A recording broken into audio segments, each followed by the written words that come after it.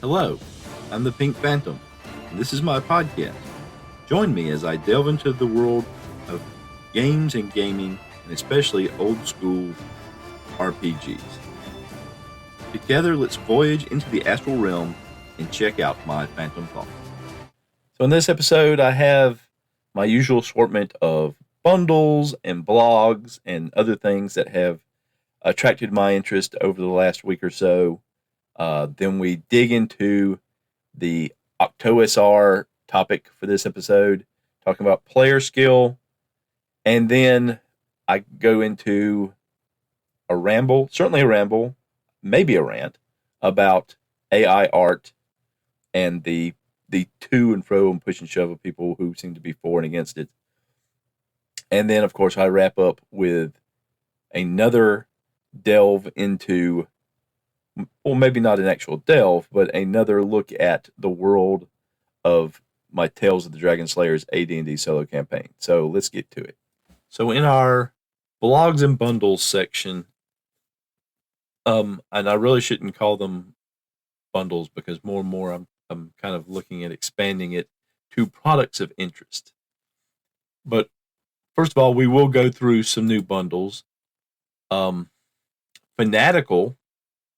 Fanatical, which is usually digital games, but they have a collection of horror products from Goodman Games. Most of these are Dungeon Crawl Classics horror modules, essentially.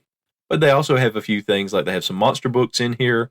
They have the Monster Alphabet, the Cthulhu Alphabet, the Complete Guide to Were-Rats. I think there's another complete guide in here somewhere. Vampires. That was why it threw me, because there's also a module with vampires in it in here. But it's 26 books for $10, essentially $9.99. So it's a pretty good deal. I'm actually, just for the Dungeon Alphabet, the Monster Alphabet, and the Cthulhu Alphabet, which look like interesting books for creatures and dungeons and just general things like that. I'm thinking about buying it for that. And then, of course, you had the complete guides, and including for Fae and Liches, now that I'm looking at it again, and then a group of modules. So that would be something interesting to look at. Over at Humble Bundle, they have a physical bundle. It's all physical, 6 physical items for the Avatar Legends role-playing game. This is based on the Avatar: The Last Airbender franchise, known mostly for the animated series. There was a live-action movie that I think wasn't received well. I haven't seen it. I have seen the first series and most of the second series, and there's a lot of good world. It's a good world exploring there. So, but it has the physical item. It has the role-playing game starter set, a dice pack, a cloth map, a deluxe dice bag, a GM screen, and a journal pack. So it's pretty basic stuff if you wanted to play in that world. It's the 20th anniversary. Has it really been 20 years? Holy moly, I am old. Moving swiftly on.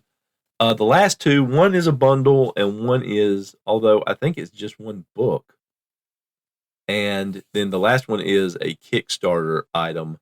And both of these fall into the odd, strange, interesting. The bundle, which is on Bundle of Holding, so I've got one bundle on each of the 3 major bundle sites here today, is the Mystery Flesh Pit National Park, the RPG. Now, this led me down a rabbit hole investigating what this thing really is, because I'd never heard of this before. And it's based on a website, and I will have the website linked in the show notes as well, that where someone created the idea that in 1973, in the Permian Basin in West Texas, where they have oil wells and stuff, they discovered a vast ecosystem with enormous anatomical systems underground. It's like a giant creature that was under the ground and existed with its various parts or organs or what have you underneath. The website gives a lot more detail than the Humble Bundle does.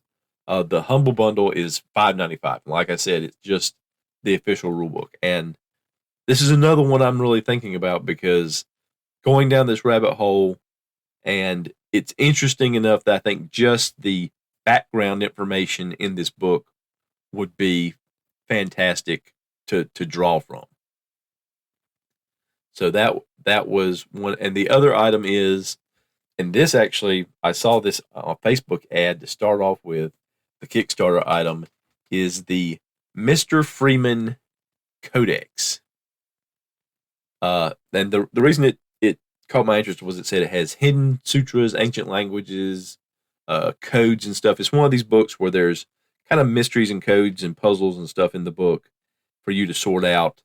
And at least one of them is supposed to lead to some real world item, some real artifact placed in the real world, is the way it puts it. I thought that was interesting. So I looked into what is Mr. Freeman, and that led me to, Wikipedia, of course, and then eventually to YouTube, because Mr. Freeman started off as a series of videos, and it's wild. I've watched just a couple of them, and just reading the Wikipedia article on what it is. And I'm going to read you the description from the English version because it was originally Russian, the English version of the YouTube videos. Mr. Freeman is an animated web series named after its main character. The main content of the series is monologues which, in a harsh manner, criticize the lifestyle of modern everyman. It is also known that in reality, no one knows who worked on the series. So it's a series that had some mysteries to it. I guess when it was coming out, it was one of those, web phenomenons that you kind of had to be there, which I didn't see at the time that happened because it goes back more than a decade, I believe, from what the Wikipedia page said. But the couple of videos I saw, they were pretty interesting, and I'll have a link to that English version of that site in the show notes as well. I'm not sure what to make of the organization because the videos in terms of numbers jump around. You got part 00. You've got some that are named MF. You've got some that are named, you got part 1, part 9, part 48, part 49, but there's not like 50 videos, but there's some that are named part 50, part 60. So I'm not sure exactly what to make of it all, but it's something else. And so I'm not going to back the Kickstarter because it's because of the nature of what it is. It's kind of a handmade, and they're getting quality materials to make this thing with because of just what it is. And so the basic entry point is $99 for something that I would probably just put on a shelf and leaf through and say, wow, that's interesting. I would be more interested in it just looking at how the codes and puzzles are put together, but I'm not $100 interested, I guess is what I'm saying. But anyway, those are the bundles, products, or what have you that I'm looking at, that I've looked at. Blog-wise, a blog called Delta Vector had an article about Weird West gaming, essentially covering various game systems that cover Wild West, Weird West situations. Several of them I had heard for, a couple of them I hadn't heard before. It said that the author said that they were inspired by a video game they've been playing called Hunt Showdown 1896, which they've been playing, and that they were probably going to take from that, and take from some of the various RPGs, and they were looking for a way to have some wargaming roots type of venture with that. They explain it better than I do. I would advise reading the blog post, which is linked in the show notes. Another blog is from These Old Games blog. They've been doing Keep on the Borderlands adventures with their gaming group and giving, of course, game reports, AARs, whatever you call them. This is talking about that, but not talking about specific adventures, but instead covering how they do wandering monsters and talking about how in the various versions of the Keep on the Borderlands, some of the wandering monster tables are different, and some of them are seemingly exactly that, just random monsters, and how they sort of curated it to be monsters that are already in the keep area and using those wandering encounters to either spark conflict between the monster groups or as reinforcements or restocking of those monster groups so that the party can go in and clear out a group, but wandering monsters may fill in where the party cleared it out, and it looks like it's the same group of creatures. They may think they just didn't get them all. And they even talk about how within the game that they've been playing, that sometimes new groups of the same type of monster showed up, and the party thought they were monsters they had already encountered. So just talking about how they put together their wandering monster tables and how they're using them in this more sandbox module, I thought that was very interesting, and so I recommend reading that as well. A couple of quick additions. After talking about recording myself talking about the blog post about Weird West Gaming, Bundle of Holding put out a bundle about an RPG called Huckleberry. The mythic Weird West tabletop role-playing game about tragic cowboys in a world doomed to calamity unless you save it. And then on top of that, the Dungeon Plunger, Jason, not the same Jason, a different Jason. So this is Jason Weeb as compared to Jason Connolly of the Nerds RPG Variety Cast. Well, anyway, Jason Weeb interviews Jason Hobbs, a former podcaster, multiple podcasts, one of the foundational anchorites from all I've heard, who is putting out a game called Bite the Bullet, which is a Western RPG set in a post-apocalypse world. So I thought that was interesting enough. Are we going to call it coincidence or are we going to call it something else? Synergy, shall we say, that those two things would come to my attention immediately after recording about a blog on Weird West RPGs. So 2 more things, and the links to that podcast and to the Huckleberry Bundle are in the show notes, along with everything else I talked about. It's October, and that means it's OctoOSR, a celebration of OSR and old school style games in role-playing games. And this year, what I'm going to try to do is just talk about the things that I hear the most about when people talk about old school play, or I read about on blogs, or see in videos and things of that nature. Just what are the most common things that are attributed to OSR play, and how does that differ from more modern games? So that is how I'm going to approach OctoOSR this year. Hello, everyone, and here in OctoOSR, as I'm talking about things that I hear about that are often attributed to the playstyle of old school OSR games, I'm going to talk about something I've discussed long ago on this podcast: player skill and system mastery. Those are 2 terms you hear a lot in discussion about old school styles of play. And part of what kicked this off was Riley from the Diegetic Advancement podcast, who has been podcasting daily during OctoOSR, and bless him for doing so. He's doing a great job over there, and if you're not listening, you should be. In fact, several folks have been doing at least some OctoOSR podcasts, and so I'm going to link those in the show notes. Check all those folks back. You got Jason from Nerds RPG Variety Cast. You've got Rob from Down in a Heap. You've got Joe from the Decahedron podcast. Joe from Hindsightless even made an OSR podcast, an OctoOSR podcast. And he's not even an OSR guy. And he admits that. I'm not putting that label on him. He's put that label on himself. So, kudos to you, Joe, for getting that out there. But I digress. Getting back to Riley from Nerds RPG, not Nerds RPG, Riley from Diegetic Advancement, he has referred to, and this is probably, and I'm sure, I don't know anybody else that's done it this way. I've never heard it referred to this way, the old school style play, as challenge-based gaming. I love that.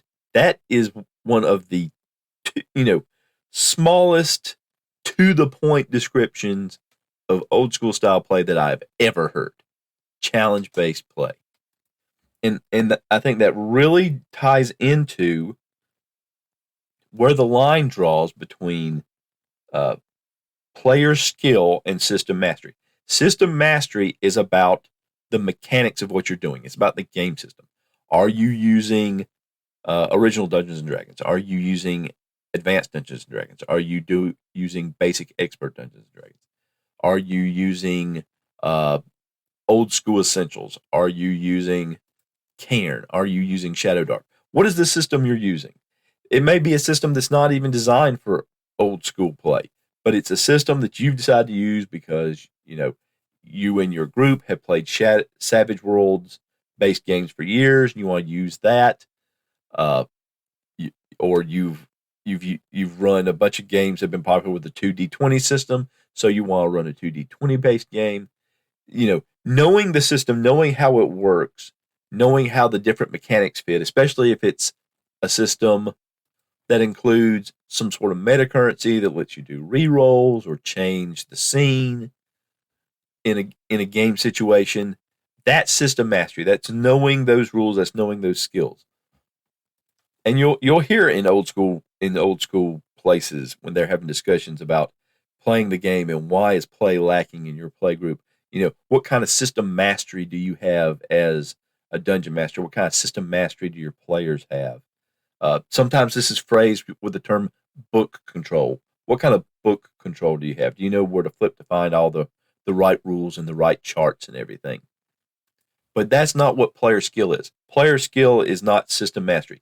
System mastery is a player skill, knowing your character, especially in something like the more modern versions of D&D, where there's a lot of buttons and switches and spells and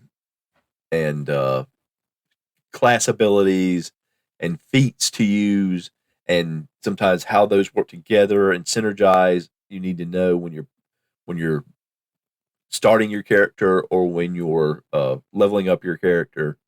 That is relevant to gaming, and that can be relevant to old school play. But player skill is referring to how do you meet the challenge of the challenge-based gaming that Riley was talking about. How do you use the resources your character has within the game world to meet the challenges of that game world? And some of that can be system-based. It can be, you're scooching the numbers here and there if it's a system where the numbers are very workable and adjustable, and there's a bonus here, there's a deficit there. But a lot of times, that player skill, the way you approach that challenge is you can overcome that challenge without rolling die one, because you have approached that obstacle or that goal in such a way that you eliminated chance, that you came up with a great plan. And unless there is some inherent instability or uncertainty in the magical device or the spell or the approach that you are using, you won't have to roll a die. You'll just succeed. You have figured out the sequence of events, the Rube Goldberg contraption that gets you the perfect outcome. I think that's a good mindset where you have these Rube Goldberg contraptions that all the pieces fit together, and there's one input way over here, and it goes through all these processes, and there's an outcome over here. And maybe there's a simpler way. Maybe there's a simpler way to get that outcome, and you figured out a way to do it so that you don't have to go through all the individual steps of that Rube Goldberg contraption to get there, you can just hit the highlights, or you can go straight from the beginning to the end because you figured it out. You put yourself in that character's place in the world.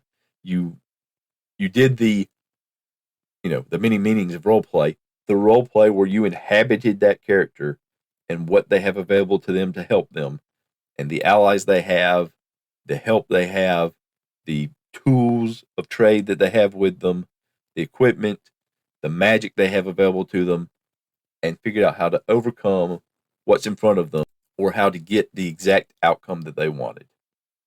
So player skill, I've always, what I've said previously is player skill is using what the character knows in the game world to accomplish what the character wants to accomplish. System mastery is using what you as the player know about the game system you're using to get the outcome you want within the game world. So anyway, a really big thanks to Riley for triggering this little thought flood that I just put out there. I love that term challenge-based gaming. That's just fantastic. And again, go check out Riley. Go check out all those other guys I mentioned. The links will be in the show notes, and it's some good stuff out there for OctoOSR. Hope you're enjoying it. I really need to come up with a catchphrase to end these things. Haven't come up with one yet. I'll come up with one. Thanks for listening. I want to talk for a few minutes about AI art. And that's unusual for me because I'm somebody that, I'll look at a product that I've got and say, hey, that's a pretty cool piece of art or whatever. But mostly I don't care. But there's a lot of times where I've read through a product, and if you ask me what's the art like, I would be like, because that's not what I was looking at. That's not why I bought the product. I'm not an artist myself. I have difficulty generating anything better than stick figures. If I draw a square or a circle, it's more like a, trapezoid and squiggle, roundish squiggle.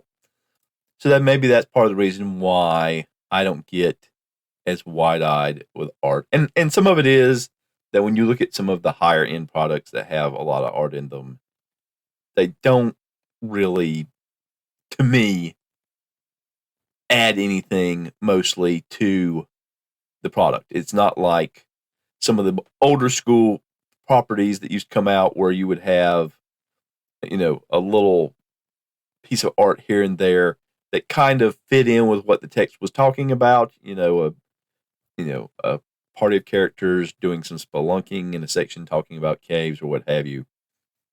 A monster lurking around the corner when talking about encountering wandering monsters or, listening for dangers or what have you. So art is never first and foremost in my mind when I'm pondering a purchase or going through a product. When I see a Kickstarter or a description on DriveThruRPG that, talks about it's got so many pieces of art or it's got full color art, or it's got art by insert artist name here that I don't know, even though they're very famous in the RPG art world. I don't, I gloss over that. That's not going to be a selling point for me. And what triggered this was a blog, and I'm not going to mention the blog because I'm not trying to put the blogger on blast. I just think they've taken what I call the opposite extreme. Now, the extreme that is well known, I think, in the RPG community is the lambasting of the use of AI art.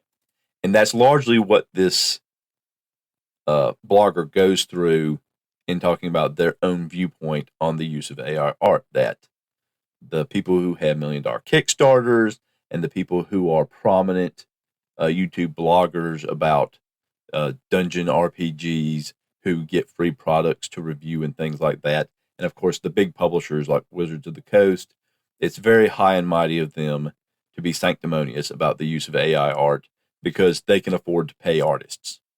And the argument by this blogger is that my products that I sell are $1 or $2 on drive-through or itch, and I can't afford to pay an artist who's going to ask for $100 for a piece of art.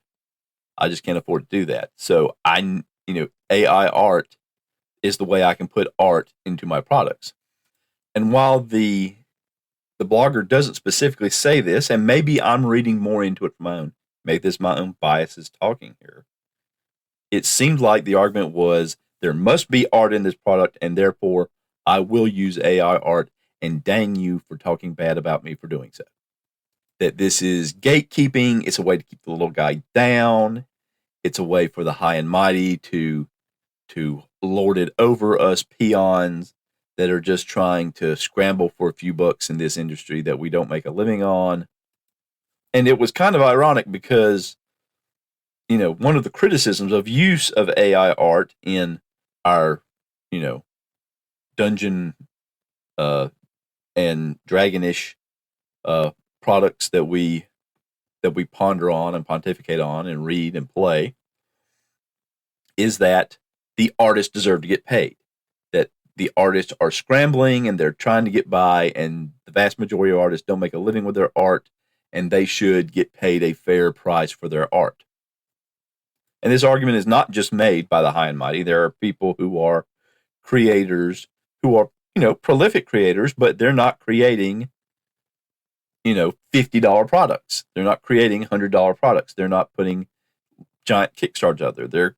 They're in the same mode as this blogger. They're creating these, smallish products, and they're putting them out there, and they're not making a living doing it, but they feel like they need to pay artists to put art in their products, and they need to avoid AI.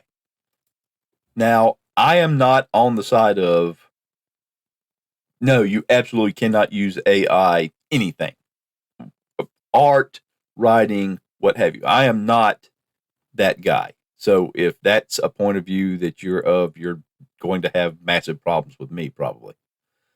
But what I am for is being ethical with your use of AI, which is difficult because the people who are producing AI don't seem to have any ethics in terms of how they build and develop them.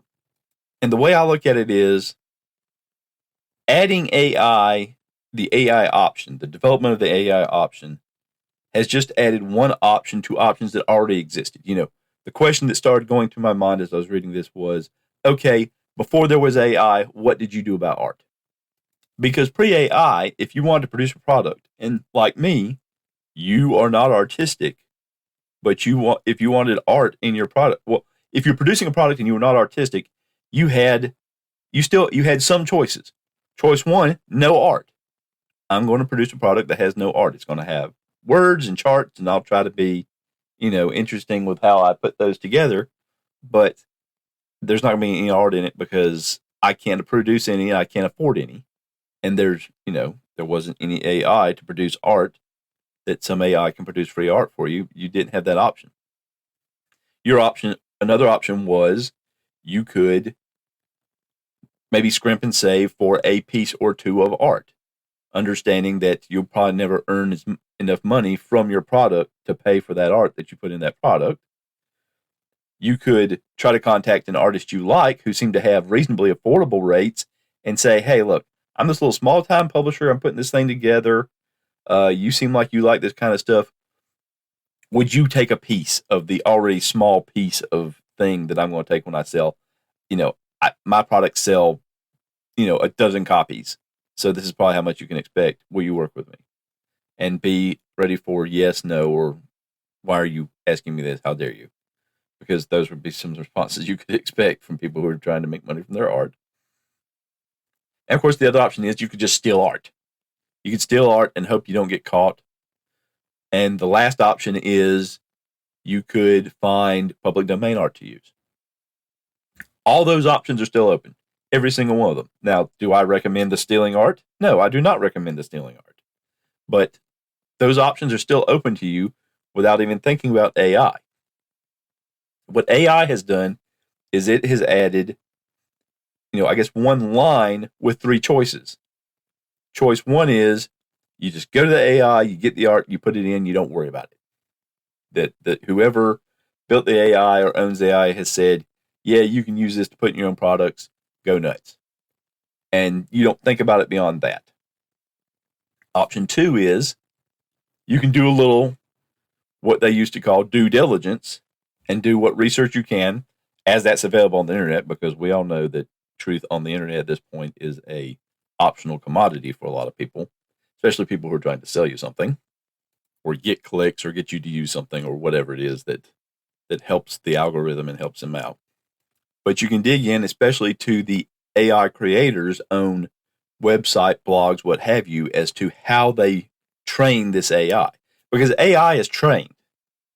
AI does not come up with things from their own fever dreams and produce them, whether it's text or images or video or what have you. They have to be trained on what you want. And then they produce something. How was it trained? Did you take a bunch of artist stuff off the web and feed it into your AI machine? Or did you commission artists to produce things to go into the AI machine? Or are you yourself an artist and you put things into the AI machine? Because those are all entirely different things. And so as a consumer who's going to be using this, whatever comes out of this AI as product that you are then going to sell, the ethics of you as the seller is going to be based on what your ethics was in obtaining what you sold for the things you didn't produce yourself. And of course, the third option is very similar to one of the options you had before AI. You just go out, find a bunch of art you like, you copy it, you feed it into the AI, regardless of who produced it or who it belonged to, who that art belonged to, and you take the results and you're fine with that. Basically, taking other people's art and then running it through an AI before using it, which to me is very similar to just taking other people's art and using it in your product without permission or without compensating them in any way, either way. Now, it's a little different because the AI is probably going to alter it some. They're going to riff off of it algorithmically. But again, an AI is not creating anything. And I know there are folks that want to equate what AI does with how artists are trained, because artists are trained on other people's art, usually classical pieces of art and historical movements in art, but they're trained on them nonetheless. But in my mind, there's a difference between a human brain processing what they are taught and then adding something to it of their own and then putting it together, and an AI, which is just taking things and glomping them on and doing that. Because there's not a creative process in an AI. Despite the fact that we keep calling it artificial intelligence, there's not any actual intelligence there. There's not any actual discernment. There's not a lot of, the only decision making that's done is the decision making it was designed to do. Take this, add this, turn this, twist this, what have you. And again, there are people who argue that's just what the human brain does. But to me, it's different. To me, the way, we still don't fully understand how the brain works. We like to pretend like we do. That's why there's all this discussion about AI and general AI and how we're going to produce these super beings that are smarter than we are, that do exactly the same things the human brain do, but more efficiently or better or faster. And when you don't even understand what the human brain is doing, you can't say that because you can't design what you don't understand. And this is going on way too long. So I'm going to wrap this up. My point is, I am not one of the anti-AI people. In fact, I think for individual creators, if you're taking your own stuff and you're feeding into AI and you're taking what AI gives you and then you're going through and using that as part of your creative process, I'm fine with it. Because you're taking what you have and you're using the AI essentially at the same way that we use in some of our games as oracles or random tables, a way to randomize and come at things from a perspective that we don't have because we've got this blind spot because it's all in our heads. That using AI as a creativity supplement But ultimately, everything that's going into it came from you, and whatever comes out of it, you're modifying. So that to me is yours. And if you're using AI as part of that process, fantastic. Love it. Go for it. Technology is tools. That's what it's supposed to be. It's not supposed to be a replacement. It's not supposed to be a lazy way out. You just plug in the machines and let them run, and whatever they produce is fine, and you don't care as long as you get paid for it. It's supposed to be a tool for you to use. Whether that tool is a technology is supposed to be a tool, regardless of whether that tool is for a physical item or whether it's for a creative process. But where the issue lies is when you're taking other people's work to produce something that you could not have produced yourself, that you could not have done, because that doesn't lie in your skill set. That doesn't lie in your knowledge set. Or it was just something that would take you, a year to do something that somebody else can do in a week or two, or AI can do in a few seconds. But don't just outright steal people's stuff. Whether you're stealing it straight out and putting in your product straight out, or whether you're stealing it and putting it in AI and then taking whatever the AI riffs off of that and putting in your product. And if you do use available free assets that an artist has said, you're free to use this however you want in whatever commercial product you want, or where it's public domain, give some credit.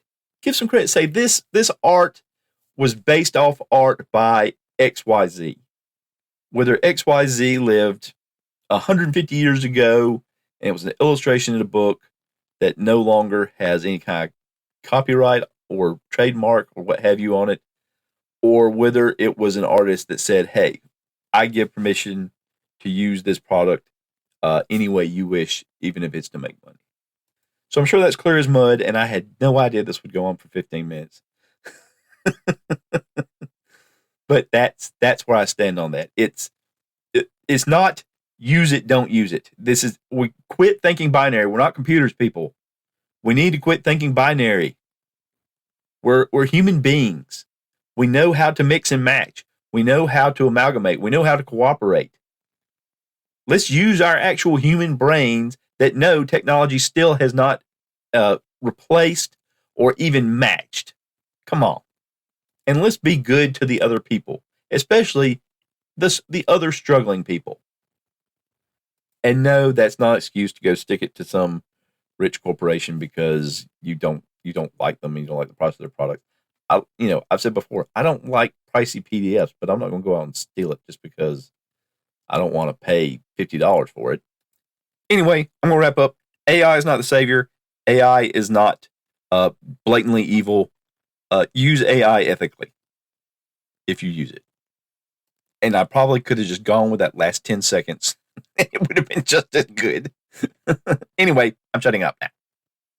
And now, more from my solo AD&D RPG campaign, Tales of the Dragon Slayers. All right, for this episode of Tales of the Dragon Slayers, or the World of the Tales of the Dragon Slayers, or the World of the Dragon Slayers, or however I want to call it, since I'm not consistent, to keep things from backing up in the world outside what the Dragon Slayers are doing, I'm going to try to run through some of the random encounters they've had over the course of a few days while the Dragon Slayers have been exploring the dungeon. So it doesn't back up as much as I let it before. The only encounter within the last few days for the other keeps on the King's Road down into the valley is one about 2 days journey from the party's keep. Ran across a group of pilgrims, ran across there. We'll roll real quick to see if they're coming down the road and we'll pass by the party's keep in a couple of days, or if they're going further up the road towards the city in the valley. So evens, they'll head for the party. Odds, they'll move toward the valley. And it's a 1, so they're headed down into the valley, so the party won't see them. The Raging Snouts, orcs, who are carving out kind of a nice little empire for themselves, centered around the Dragon's Cave. They ran across a couple of brown bears. There was some combat. They lost a couple of orcs, but they killed the brown bears and had a nice dinner. The hill giants, who were near those orcs, they ran across a group of leprechauns.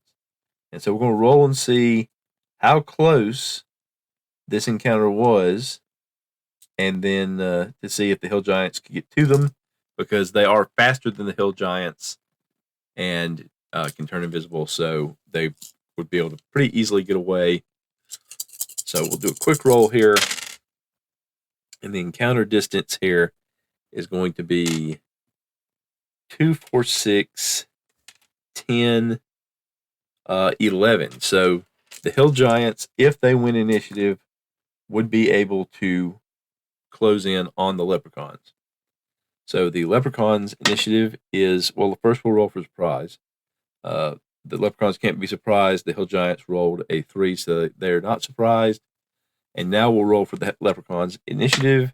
They rolled a 1.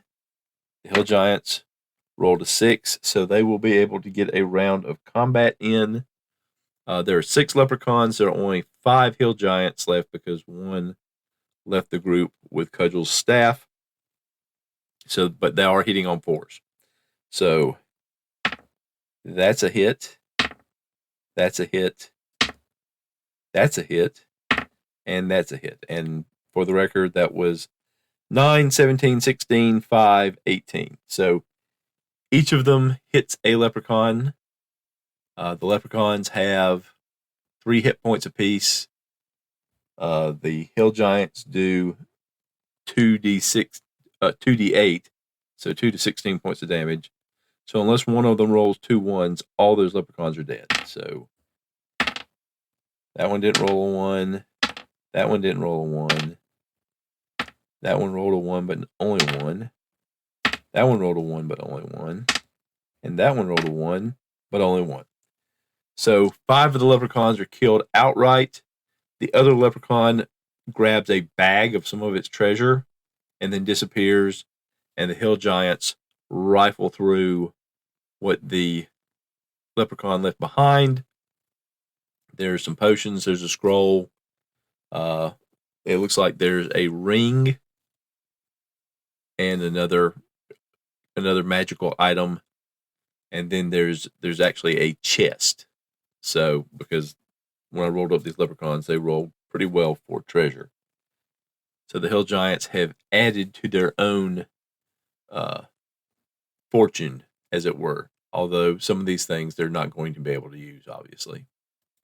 The town that is further down toward the valley that previously was able to convince some gnolls to leave it alone, a town that's been kind of getting its defenses together because it's near another group of orcs, and that has a few ogres with them, and so they've had to find a way to fend off those raiding parties coming from that direction. They encountered some gnomes, but it was a positive encounter. The gnomes stay in town, but they are looking for something. I don't know what yet. So they're moving on, exploring the area. So we'll probably hear from those gnomes later. So I'm going to keep this section short because the rest of the podcast is a little longer than usual. There is one last encounter to do. The Womp Rat Goblin Tribe, who the party briefly sighted during their last trip carrying treasure to the keep. They have encountered a herd of animals, and it rolled up as 5 hit dice and 125 of them. And so I thought it might be interesting, rather than have it be antelopes or even something exotic like giraffes or zebras, to maybe put together a monster, well, not a monster, but a creature of some kind that is kind of different, that's in these hills, and see what kind of encounter the Womp Rats have, because this is a large herd of pretty strong creatures being 5 hit dice. And I will be whimsically, one of the things that popped in my head was the idea of elephants. And then, because I don't know how many of you have ever watched Adventure Time, there's a psychic tandem war elephant in that, which is pretty funny. It can fly and it has telekinesis and is psychic and has energy blasts and things like that. And I'm not specifically thinking of anything like that, but I'm thinking of maybe a creature that you wouldn't think of as being a herd animal in the hills where agility, a la a mountain goat or something, would fit better, but some kind of a agile pachyderm, and maybe it does have some kind of telekinetic properties. That's the way it's able to bound around through the hills and exist.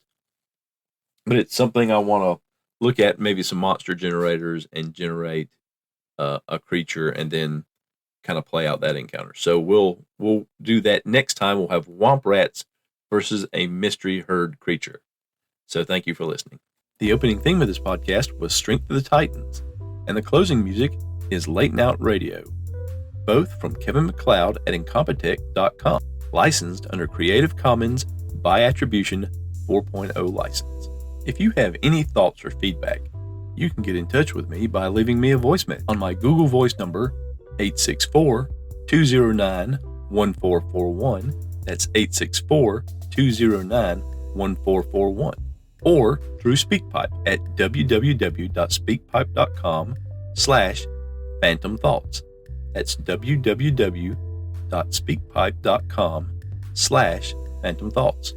Or you can send me a message or an audio file on Discord, where I can be found the Pink Phantom, or through email, phantomthoughtspodcast@gmail.com.